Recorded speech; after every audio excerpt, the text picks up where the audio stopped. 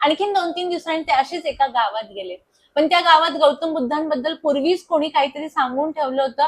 आज त्या राजाने त्यांना घेतलं सुद्धा नाही, की आमच्या गावाच्या हद्दीतही यायचं नाही, आणि वाईट साईट त्यांना खूप बोलले. गौतम बुद्ध नमस्कार केला आणि पुढच्या वाटेला गेले.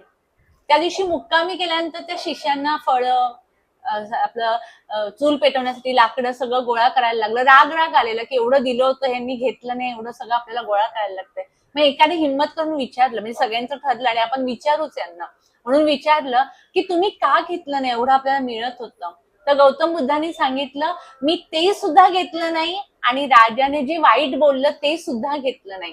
म्हणजे आपल्या कानापर्यंत बऱ्याचशा गोष्टी येतात, पण त्या आपण घ्यायच्या की नाही.